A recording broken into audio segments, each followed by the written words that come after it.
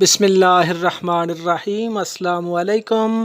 سلسلہ شان نزول تفسیر قرآن، تفسیر سورہ عادیات، یہ مکی صورت ہے، اور تو اللہ پاک اس کی پہلی آیت میں فرماتے ہیں اعوذ باللہ من الشیطان الرجیم، بسم اللہ الرحمن الرحیم، والعادیات ضبحا، قسم ہے ان گھوڑوں کی جو دوڑتے ہیں اور ان کے سینوں میں سے آواز نکلتی ہے۔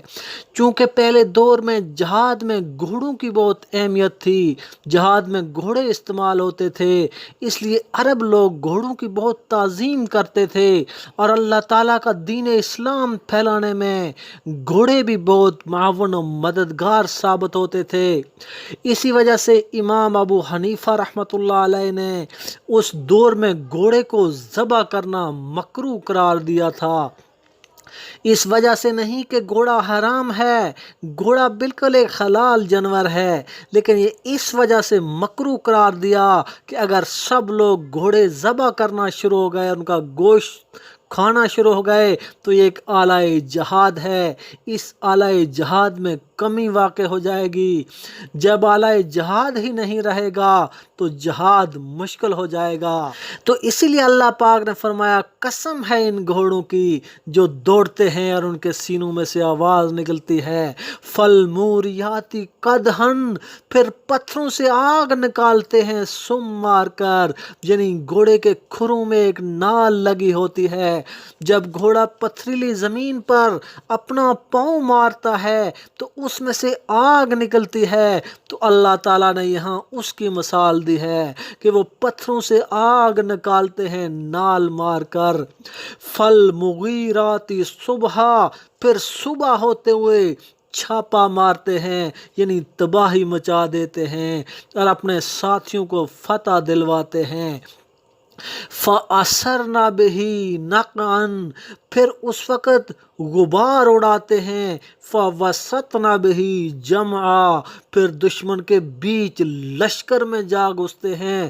تو گھوڑا ایک ایسا جانور ہے کہ یہ جنگ میں بھاگتا نہیں، بلکہ مجاہد کو لے کر دشمن کی صفوں میں جا گھستا ہے۔ یہ ایک جرت مند اور بہادر جانور ہے۔ ان الانسان لربہ لکنود، بے شک انسان اپنے رب کا بڑا ہی ناشکرا ہے۔ یہ خطاب بالخصوص کفار کو، مشرکین کو اور منافقین کے بارے میں ہے، چونکہ کفار منافقین اللہ کی نعمتوں کے ناشکرے ہیں، اللہ تعالیٰ کو یاد نہیں کرتے، اللہ تعالیٰ اور اس کے نبیوں کے بتائے ہوئے راستے پر نہیں چلتے، جو نعمتیں ان کو ملتی ہے وہ کہتے ہیں کہ یہ تو ہم نے محنت سے حاصل کی ہے، یہ تو ہمارے کمالات کا نتیجہ ہے، جبکہ شکر کا تقاضا یہ ہے کہ ہر نعمت اللہ تعالیٰ کی طرف سے ہے، اور اللہ تعالیٰ کی ہر نعمت کا شکر ادا کیا جانا چاہیے۔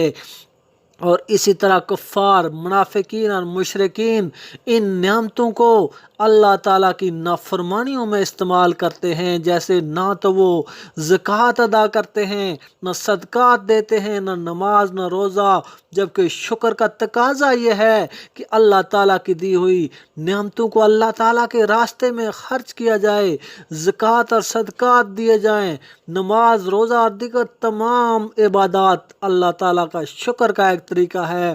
تو ان نعمتوں کو اگر مسلمان بھی گناہ کے کاموں میں استعمال کریں گے تو یہ اللہ تعالیٰ کی ناشکری ہے۔ وَإِنَّهُ عَلَىٰ ذَلِكَ لَشَهِيدٌ، انسان اس پر خود گواہ ہے کہ میں یہ غلط کام کر رہا ہوں، کیونکہ جب کوئی شخص غلط کام کرتا ہے تو اس کا ضمیر اس کو ملامت کرتا ہے، اسی طرح کفار بھی جب کوئی گناہ کرتے ہیں تو ان کا ضمیر بھی ان کو ملامت کرتا ہے۔ وَإِنَّهُ لِحُبِّ الْخَيْرِ لَشَدِيدٌ، اور بے شک وہ مال کی چاہت میں بڑا تیز ہے، یعنی اسے مال سے بہت محبت ہے اور اللہ تعالیٰ کی فرما برداری نہیں کرتا۔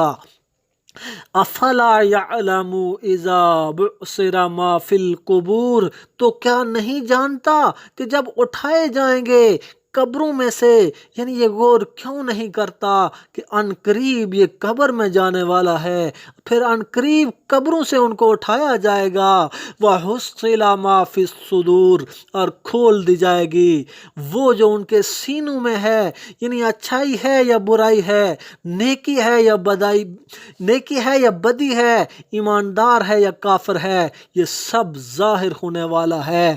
ان ربہم بہم یومئذ خبیر، تحقیق ان کا پروردگار اس روز اس سے خوب خبردار ہے، یعنی اللہ تعالیٰ کو ہر چیز کی خبر ہے۔ انسان نے جو کچھ دنیا میں جو اچھائی کی جو برائی کی، اللہ تعالیٰ کو سب خبر ہے۔